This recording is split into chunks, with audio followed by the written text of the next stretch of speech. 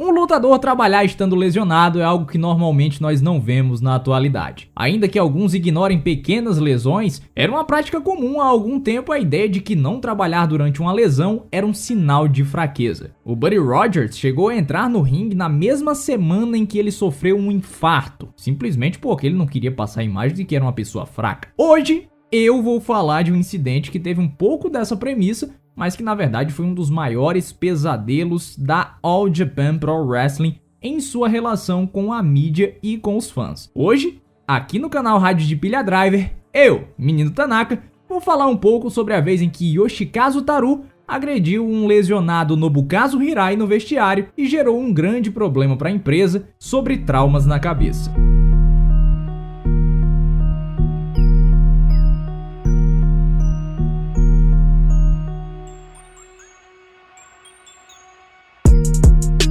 Nobukazu Hirai começou a sua carreira profissional em 1990, trabalhando para a empresa SWS de Genichiro Tenryu, aquela mesma que tinha uma parceria com a WWF. Quando a empresa quebrou, ele começou a trabalhar para a War na década de 90 e na década de 2000 ele sumariamente trabalhou para a All Japan Pro Wrestling. É importante dizer que o fim da década de 90 e o começo da década de 2000 foi um período muito complicado para a All Japan Pro Wrestling por conta da morte do Giant Baba. A empresa acabou ficando sob a responsabilidade da viúva até o momento em que o The Great Muta conseguiu o dinheiro e começou a tocar as operações, fazendo a empresa quase que renascer das cinzas pouco depois. O incidente que eu vou falar hoje aconteceu em 2011. Nessa época, a AJPW contava com o grupo Voodoo Murders, com Yoshikazu Taru, Minoru Tanaka, Masayuki Kono, Masada, Joe Doring, René Dupré e Nobukazu Hirai, que na época de Voodoo Murders era conhecido como Hate ou como Super Hate. Eu acho que também vale destacar um pequeno detalhe. Diferentemente do último incidente que eu falei, a gente não tá tratando aqui de duas pessoas jovens. O Taru e o Hirai eram dois homens muito experientes na data do ocorrido. O Taru tinha 46 anos e o Hirai 41.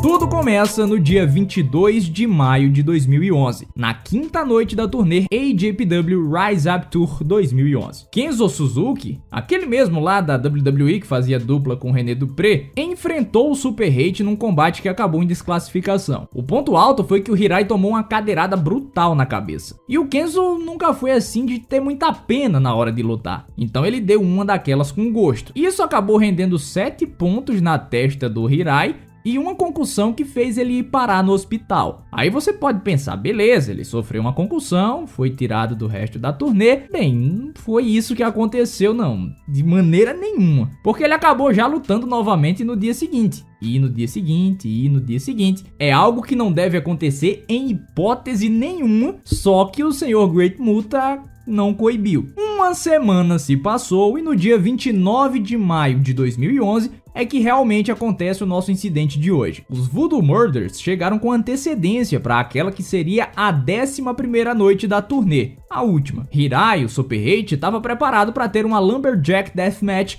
contra o Kenzo, uma culminância do que foi o combate encerrado por desclassificação. Quando todos estavam no vestiário, Taru pediu para os gaijins René Dupré e Joe Doring se retirarem. E aí ele trancou a porta. Bem, foi assim que começou o escândalo. A verdade é que entre traduções erradas e informações desencontradas, não se sabe ao certo o que foi que houve depois que a porta foi trancada. Estavam na sala o Taru, Minoru Tanaka, o Kono, o Masada e o Super Hate. Acredita-se que o Taru foi confrontar o Hirai por ele não ser um bom exemplo para os talentos mais jovens, citando inclusive o problema dele com a bebida, e também a maneira preguiçosa que ele se comportava dentro do ringue. São várias as versões, inclusive dizendo que ele chegou bêbado para esse evento, ou que os problemas entre os dois vinham do modelo de negócios da empresa, que dava ingressos para os lutadores vendiam esses ingressos para os eventos e aparentemente isso acabou gerando um atrito entre os dois. Independentemente do que foi dito, do que causou o incidente, o que importa é o que foi feito. Quem partiu para a agressão primeiro que é o grande mistério. Só que o Taru agrediu violentamente o Hirai com golpes no rosto e na cabeça. Em dado momento, ele gritou em japonês para trazer uma barra de ferro, só que ninguém atendeu, graças a Deus. E enquanto os companheiros de Voodoo Murders assistiam tudo pacificamente, coube a Kyohei Wada separar a confusão. Se você achou esse nome familiar, é o mesmo juiz que estava envolvido na confusão da Yoshiko com a Akito Yasukawa. O pior de tudo é que a história não acaba nessa separação da briga, quem dera. O evento continuou rolando da mesma forma que ele estava planejado, então o Super Hate teve a luta contra o Kenzo normalmente, com o Taru acompanhando-o ao ringue como se nada tivesse acontecido, na cara de pau. Então vamos fazer a sequência de novo. A sequência da semana foi a seguinte: o Hirai, um homem de 41 anos, teve uma concussão depois que tomou uma cadeirada na cabeça. Uma semana depois apanhou na cabeça nos bastidores e no mesmo dia ele teve que lutar uma Lumberjack Deathmatch. É uma receita perfeita para uma catástrofe. E foi isso que aconteceu. Em dado momento, durante o combate contra o Kenzo, o Hirai teve um colapso e caiu dentro do ringue. Sem conseguir levantar, ele precisou ser ajudado para voltar aos bastidores, inclusive pelo próprio Taru. Ele desmaiou, precisou ser levado às pressas lá para o hospital da Kobe University e foi diagnosticado com uma hemorragia subdural. Basicamente, os impactos na cabeça fizeram com que vasos sanguíneos estourassem e ele tivesse um acúmulo de sangue entre o cérebro e o revestimento externo. Isso fez com que ele tivesse que passar por uma craniotomia, que é um procedimento cirúrgico crítico para casos realmente emergenciais. A cirurgia foi um sucesso, chegaram alguns relatos na imprensa que ele estava reagindo a alguns estímulos, só que a verdade é que ele ficou em coma por muito tempo. Enquanto ele estava inconsciente na cama do hospital, o pau estava torando lá na All Japan Pro Wrestling. Porque assim que a notícia chegou na imprensa japonesa, a reação foi de revolta, principalmente pela falta de qualquer resposta do Keiji Muto. 3 dias depois foi quando ele resolveu fazer uma conferência de imprensa anunciando a suspensão do Taru, e quando a pressão continuou, que a imprensa continuava questionando e pedindo para decisões serem tomadas, ele decidiu também suspender os 3 envolvidos na confusão, os 3 envolvidos da Voodoo Murders, ainda que eles não tenham feito nada. Bem, nesse caso eles foram suspensos justamente por não terem feito nada. No dia 7 de junho de 2011, para tentar conter as ferozes críticas da mídia, o Keiji Muto renunciou ao cargo de presidente da All Japan, dando lugar a Masayuki Ushida, membro do conselho de diretores da empresa. O Muto declarou inteira responsabilidade pelo que aconteceu, e no final das contas realmente era uma falta de decisão dele que tinha ocasionado isso. Com as suspensões, o Junior Championship e o Tag Team Championship ficaram vagos, e a empresa teve mais um colapso com tanta mídia negativa. Mesmo quando eles retornaram, tiveram papéis muito resumidos, o Taru acabou sendo demitido e o grupo foi dissolvido.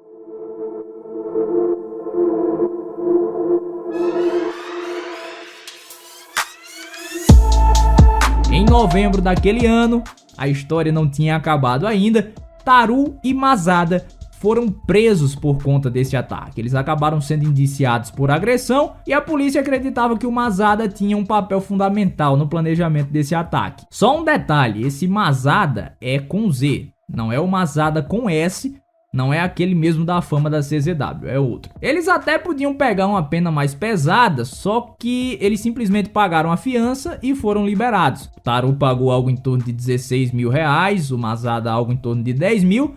E a verdade é, se a única pessoa que poderia testemunhar contra eles estivesse em condições, talvez a situação fosse um pouco diferente.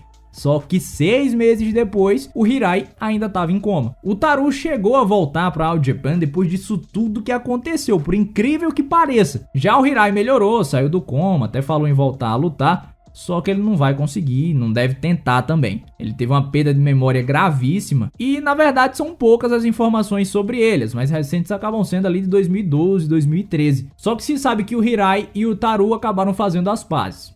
Por incrível que pareça, não se sabe em quais condições. E foi assim que uma grande confusão interna e pessoal criou um problema midiático gigantesco para All Japan Pro Wrestling. Mesmo veteranos, alguns lutadores perdem a cabeça e passam do ponto, chegando ao inimaginável. Independentemente de qualquer coisa, golpes na cabeça não são brincadeira. Então pense bem antes de comemorar uma cadeirada.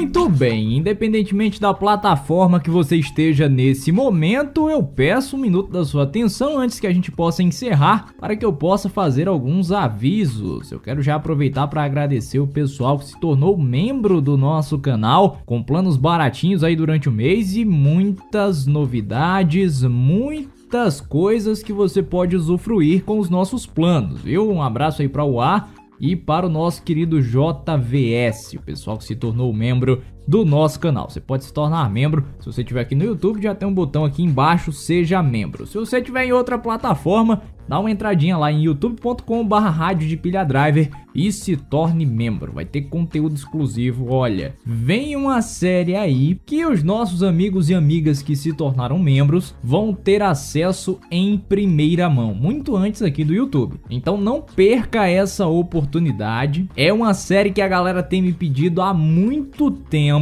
Então se eu fosse você, eu não ia perder tempo, ia me tornar membro agora aqui do canal. Tem plano de R$ 1,99, R$ 4,99 e o mais caro, galera, tá de R$ 7,99 ao mês, é troco de bala. No mais, no próximo episódio vem mais um incidente aí, agora incidentes mais desconhecidos ainda, tem muita gente que não conhece, mas os próximos 2 incidentes vão ser dentro da New Japan Pro Wrestling, tão pesados quanto esses aí que eu citei nos últimos episódios. Conto com você espalhando a palavra, espalhe esse podcast, o link que você estiver ouvindo, onde quer que você esteja ouvindo, é só compartilhar esse link aí com a galera no seu WhatsApp, Facebook, onde quer que você esteja compartilhando, pra mim já é muito importante, beleza? Valeu pessoal, até o próximo!